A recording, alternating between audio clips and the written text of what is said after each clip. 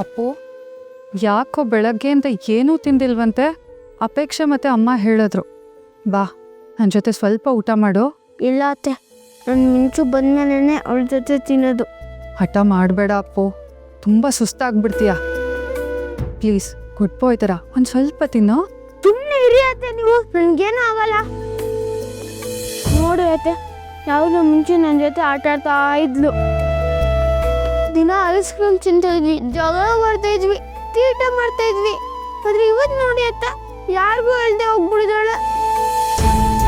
ಅಲ್ಲ ಅತ್ತೆ, ನಾವೆಲ್ಲ ಬೇಡವಾಗ್ಬಿಟ್ವ ಅತ್ತೆ ಅವಳಿಗೆ.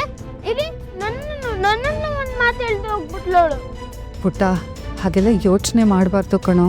ಹಾಗಾದ್ರೆ ಒಂದು ಮಾತಾದ್ರೂ ಹೇಳ್ಬೇಕಾಗಿತ್ತಲ್ವಾ ಅಂತ ಅವಳು. ಅಪ್ಪು, ಸಮಾಧಾನ ಮಾಡ್ಕೋ. ಮಿಂಚು ಖಂಡಿತ ಸಿಗ್ತಾಳೆ.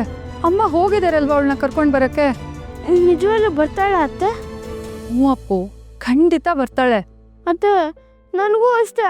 ಮಿಂಚು ಬರ್ತಾಳೆ ಅಂತ ಧೈರ್ಯ ಇದೆ, ಆದ್ರೆ ಸ್ವಲ್ಪ ಭಯನೂ ಇದೆ. ಅವಳೊಬ್ಳೆ ಎಲ್ಲೋ ಇರ್ತಾಳೆ. ಅಕಸ್ಮಾತ್ ಬೇರೆಯವ್ರು ಏನಾದ್ರು ಮಾಡ್ಬಿಟ್ರೆ ಅವಳಿಗೆ ಹೇಳ್ತಾ ಇರ್ತಾರೆ, ಮಕ್ಕಳಿಗೆ ಯಾರು ಒಂದೇ ಆಗಿರ್ತಾರೋ ಅವಾಗ ಬೇರೆಯವರು ಎತ್ತಾಕೊಂಡು ಹೋಗ್ತಾರಂತೆ. ಯಾರಿಗೂ ಗೊತ್ತಾಗದೆ ಬಾಡಿಲಿರೋ ಪಾರ್ಟ್ಸ್ ಎಲ್ಲ ಕಿತ್ಕೊಂಡು ಹೋಗ್ತಾರಂತೆ. ಆ ಥರ ಏನಾದರೂ ಆದರೆ ಏನಂತ ಮಾಡೋದು? ಚೆ ಆ ಥರ ಏನೂ ಆಗಲ್ಲ ಅಪ್ಪು.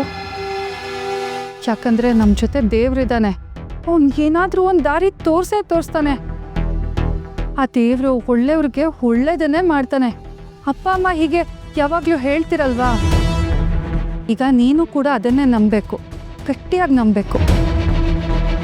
ಡೋಂಟ್ ವರಿ ಅಪ್ಪು, ಮಿಂಚುಗೇನೂ ಆಗಲ್ಲ. ಯಾವುದಾದ್ರೂ ಒಂದು ರೂಪದಲ್ಲಿ ಮಿಂಚುನ ಕಾಪಾಡ್ತಾನೆ. ನಿಮ್ಮಮ್ಮ ಕೂಡ ಸುಮ್ಮನೆ ಕೂತಿಲ್ಲ ಅಲ್ವಾ, ಹುಡುಕ್ತಿದ್ದಾರೆ. ಖಂಡಿತ ಮಿಂಚುನ ಕರ್ಕೊಂಡೇ ಬರ್ತಾರೆ. ಇಲ್ಲ ಅತ್ತೆ, ಮಿಂಚು ಬಂದಮೇಲೆ ನಾನು ಅವಳಿಗೆ ಸಾರಿ ಕೇಳಬೇಕು. ಯಾಕಪ್ಪು? ನಾನು ಅವಳಿಗೆ ಬೈದಿದ್ದೆ ಮತ್ತು ಜಗಳ ಮಾಡಿದ್ದೆ. ಅದಕ್ಕೆ ಅವಳು ಬಂದಮೇಲೆ ನೆಕ್ಸ್ಟ್ ಟೈಮ್ ಆ ಥರ ಮಾಡಲ್ಲ ಅಂತ ಹೇಳಬೇಕು.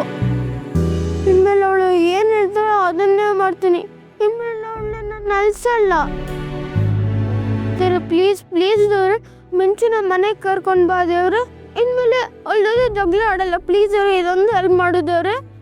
ಸರಿ, ದೇವ್ರ ಹತ್ರ ಕೇಳ್ಕೊಂಡಿದ್ದು ಸಾಕು. ಅವಳು ಬಂದಮೇಲೆ ನೀನೇ ಸಾರಿ ಕೇಳುವಂತೆ, ಓಕೆನಾ?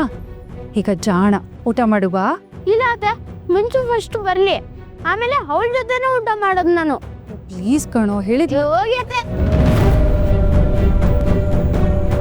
ಮಿಂಚುನ ಅಣ್ಣನ ಹತ್ರ ದತ್ತು ಕೇಳಿ ದೊಡ್ಡ ತಪ್ಪು ಮಾಡಿಬಿಟ್ಟೆ ಅನ್ಸುತ್ತೆ. ಇದಕ್ಕೆಲ್ಲ ನಾನೇ ಕಾರಣ ಆಗ್ಬಿಟ್ಟೆ. ಏನು ಮಾಡೋದು ಇವಾಗ?